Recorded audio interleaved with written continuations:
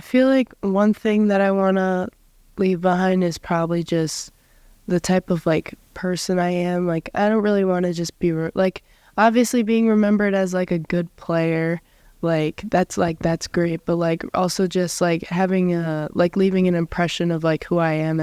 Hey, line for line, ain't no comp in this rap neither. You waiting line for line and keep doing numbers. I gave them the game, trust we live for the summer. Got doctors and artists and athletic speakers. Come learn from my come up, I'm better than people. I'm in love with the grind, I'm in love with the culture. Do this for the fam, do this for Kenosha. You know I got you, Kenosha. If you got the vision, then come a little closer. Let's get it together, line for line with the soldiers. I'm in love with the grind, I'm in love with the culture. Do this for the fam, do this for... All right, welcome back to a very special episode of Line for Line podcast. We have two special guests in the building today. We have two superstars in the building. We have Mrs. Izzy Robinson and we have Mrs. Frankie Mclain in the building. Izzy, Frankie, how are you ladies doing today? I'm good. Good. So the most cliche thing that we do when we start our podcast, we just like to tell the viewers just a bit about our guests. So you ladies could take turns just telling us a little bit about who we have here in front of us today. Okay. I'm Izzy, and I'm a senior at St. Joe's High School. I'm a basketball player, and yeah, that's pretty much. I don't know. How about you? I'm Frankie. I also go to St. Joe's, but I'm a sophomore, and yeah, I play AAU. Okay. Now, as we get ready to get started, can you just tell the people just a little bit how long you guys have been playing basketball together and how long you guys known each other? Well, we actually met 2 years ago when I transferred to St. Joe's. Well, actually, no, last year. Well, almost 2 years ago, actually. Yeah. But when I transferred for my junior year for basketball, we met at the summer league game for St. Joe's. And after that, she played for my club team for a little bit.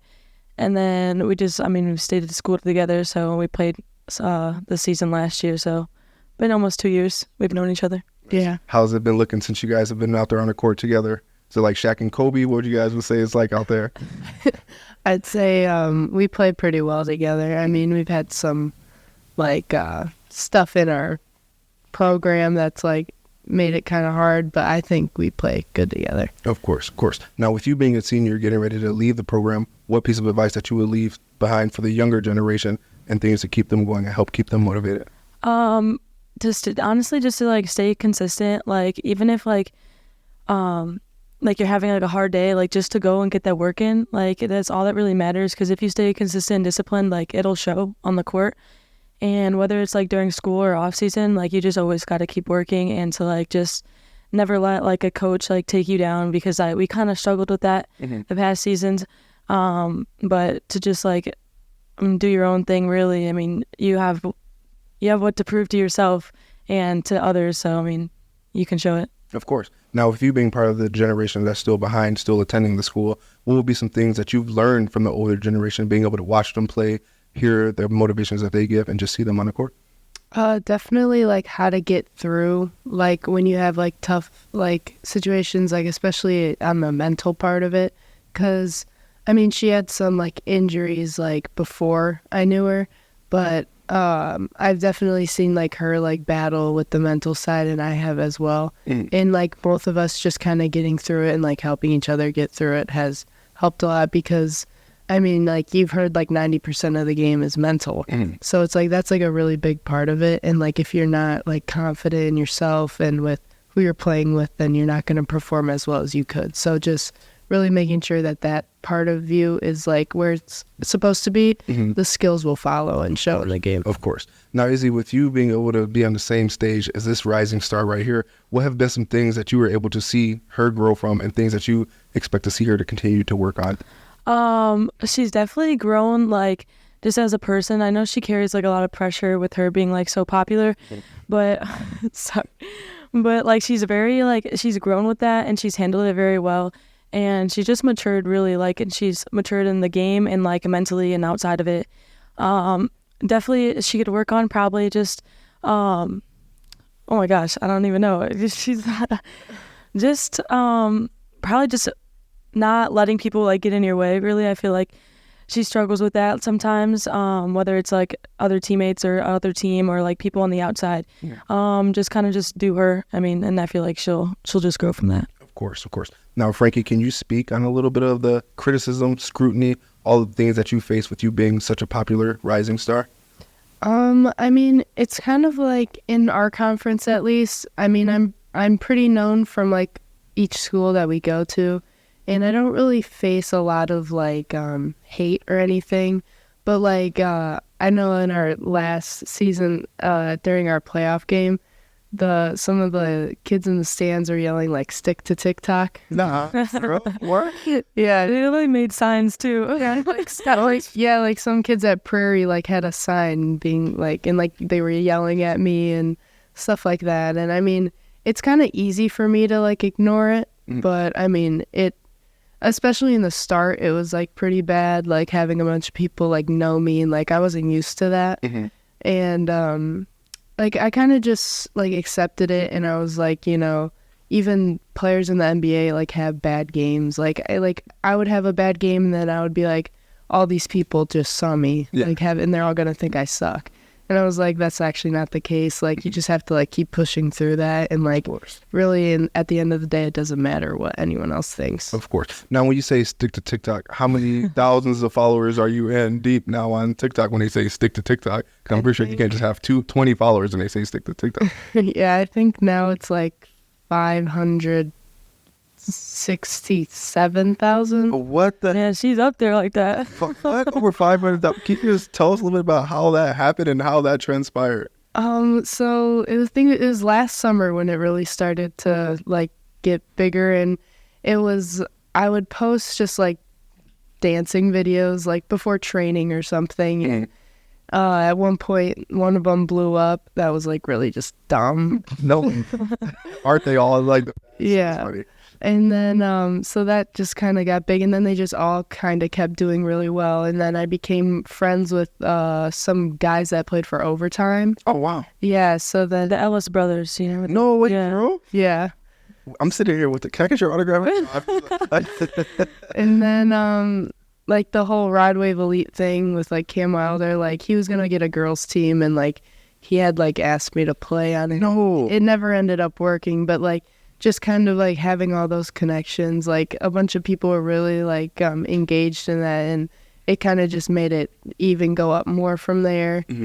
And now it's kind of just like it's still going up, but like not as big. But like usually during AAU season is when it like takes off, because like I feel like a lot of my followers, especially like on the girls side, are like other like younger basketball players. And like when I post stuff like at a tournament or whatever, like that usually does really good, just because like that's what people followed me for. So Of course, Yeah. of course. So like when you're at these tournaments and everything like that, are you collabing with other people who are on TikTok as well too, or how is it that you do that?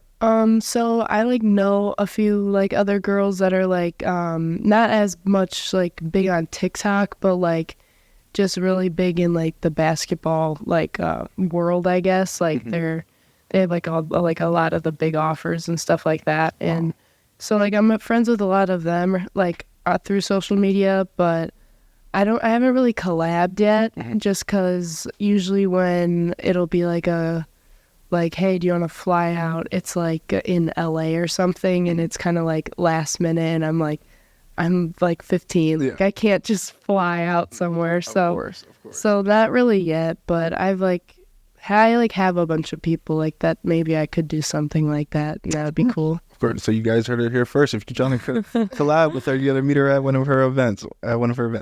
But Izzy, with you getting ready to leave the program, can you just give us one of the best memories that you've had on the court, and something that you will never forget about that memory and what you learned from it?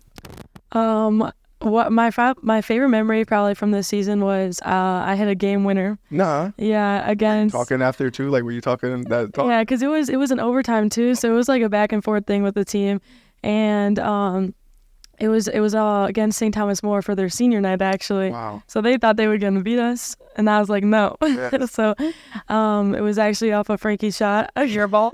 I got a rebound, just to set up perfectly. We like to call it a pass, not a yeah. So I got the rebound, just put it up last second. It was a good time. Like the whole team like came around, we jumped up, we were happy, and it was just a good time. Of course. How good did it feel to see like the upperclassmen making memorable moments like that and basking in it? It was really cool. Like I feel like she kind of really needed one of those like big moments, like her time to shine type thing, like, Of course. because she was like kind of like, I feel like taken for granted a little bit in the season. Mhm. Like, and like she's a lot better than she could have like shown at some points. And I feel like just after that, it was like, I feel like our season kind of started to go up from there, like chemistry, like just us playing together. And I mean, we still like, we ended the season Choked. as We we choked. wanted. Oh my Yeah. Nice. Yeah. But still, I feel like it was just a really like good moment, especially for her senior year. Gotcha. Now, with there being a little bit of pressure on you already, with just like the type of player that you are, do you feel like there's added pressure knowing that you have some upperclassmen getting ready to leave the program and it's your time to shine, essentially?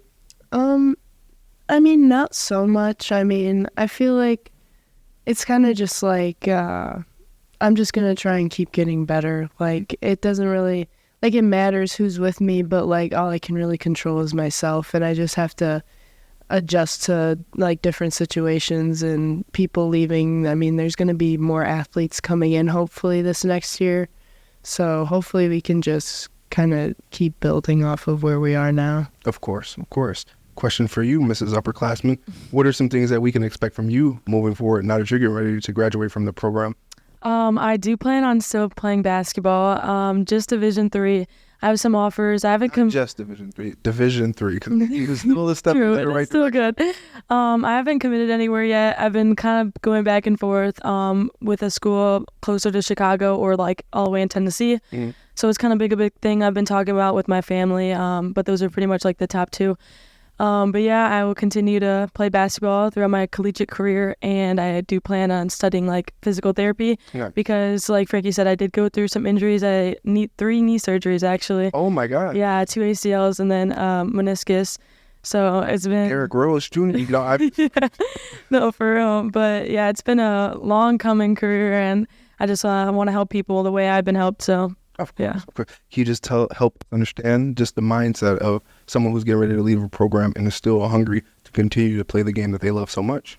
Honestly, it's really just like about loving the game, like just like having passion for it. And especially since like I did get cut short from my high school career, I kind of just like want to keep growing. And like I just love the game because I know I'm not gonna like go anywhere after college, and like that's like a lot of things like people like don't really know because it's like, oh well, I'm not gonna play after college. Do I really want to go play? But it's like I do really love the game. I have the passion for it, like making memories with my team and like just creating new friends and bonds. It's like it's just really something I want to just keep going, and like people that like you make friends with and connections in college really usually last for life. Of course. Now I have a question for the both of you phenomenons. Just tell us a little bit about the best player that you face and why that player is the best player that you face. She must have had a name right at the top of her head because the way she looked. Well, That's kind of hard. like in high school, Mhm. yeah. I would probably have to say JJ Barnes. Yeah, I was thinking that too. Yeah, she's definitely the best player. I mean, she got player of the year 2 years in a row. Mm-hmm. She's just a really good all-around player. She's really athletic. She goes really hard. She's very skilled, and I mean, she's the best player in our conference right I did kind of lock her up though. When I got her, she did score over 10 points that game. For real? Yeah, Let's go. but she's Clamps on her? oh yeah, that's my specialty, some defense. Oh my God. But she's a good player, really shifty, and just she's very aggressive and strong, and she just gets it done really. Yeah. Of course. Now, with a lot of these listeners highly requesting this interview to get you on there, can you just help them understand what's in the mind of a savage such as yourself and how you were able to get as good as you got? Really just all it is like every day I just want to get better. Mhm. Like I just want to be better than I was yesterday. And I'm really starting to try and focus on like I feel like a lot of players now think that lifting and stuff like that is what you need to do to like get stronger or whatever, but that's what I tried to do and it didn't help. It actually made me kind of like slower. No way. Could you Yeah. work on muscle? Yeah, so I mean, upper body, great, but like I feel like really just the main thing is like motor and conditioning.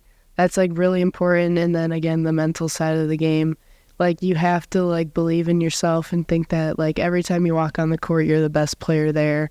Because if you don't, then you're just proving Confidence. the other girl right who also thinks she's the best player there. Like Like you just need to like be ready to like every game's your last game. Like just it's like you gotta just go out and battle really, Yeah. and just you remember to have fun. Like don't like. I feel like a lot of people also end up like quitting because it starts to feel more like a job rather than like a game that you love to play. So I just really just remember to have fun, and at the end of the day, it is just a game. So Have you ever found yourself on the side of maybe not believing in your talent as much as you were to begin with? yeah, I especially this year during the season, I had a pretty bad confidence in like mental like problem. Like I just wasn't performing well, like due to like just me not feeling like I could play like as well, and especially like I wasn't just really put in the best positions, and it kind of just made it worse. And then once I started back up on AAU and stuff like that and training a lot more again, like every day, I started to just like believe in myself more and like, you know, just repping stuff out. Like if you do it every day, like it just becomes habit. So that's a really big part of it. And then especially playing on the EYBL circuit that I play on, when you play against all these like top players like in the country, and like you can hold your own like against those players, it like really helps you build your confidence. NBA players, daughters, stuff like that. Yeah. Playing seriously. No, last year at the Nike tournament, Shaq literally came in Chicago. No. Yeah, because his daughter was playing. Yeah. See, exactly. It's crazy. It's all the top tier. But can you help us understand of some things that you use to get yourself out of that slump and to gain your confidence back and not question your skill set? Yeah, definitely. Just like taking a second and like, just like I would do like some breathing exercises before games, like just getting yourself in that headspace and like just knowing what you want to do, and like don't like just go out and expect to play good without putting in all the time in like all the other days of the week. Like you just really have to like, if you don't put the work in and like train as if you want to be like the best player, then you're not going to. Like you have to, like you play how you practice. So it's really just repping stuff out and then just having that confidence that you can just beat whoever's in front of you. Of course. Now, Izzy, with you facing a couple of injuries in your young career, can you help us understand some advice and some things that you've used to get over the hump of feeling, oh, maybe I won't be the same person, maybe I won't return, whatever the case may be when you were battling your injuries? Honestly, mostly like what Frankie's been saying, like staying consistent and just like working like every single day, because it really is like hard mentally, and especially like I went through 2 ACLs, like both knees. Like it's really like challenging mentally, and like you lose a lot physically, like a lot of muscle, and you just kind of like just got to rebuild. Like you got to start somewhere, and everybody's different. So like everybody's like pathway through, like if they have had an injury is like different, of course, but it's like you just got to like stay working. You got to keep building muscle and stay stronger, and like things will come. Like there's definitely like slumps where you don't see any progress, but you just got to know that like your journey is not like just a straight, it's like bumpy. It's like it's not always going to be like the same thing. Like you're going to see it's going to have some like challenges and adversity, and it's going to be hard at sometimes, but that's honestly like what builds like you mentally, and just what helps you grow is getting through those challenges. And then like once like you see what you got through, like that really helps. It's like, because then it's like, oh, I can get through it again. Like I got this. It's like just staying consistent, disciplined, and like knowing that like you put the work in over everybody else, and it's like you're going to come back stronger and your game's going to be better. Of course.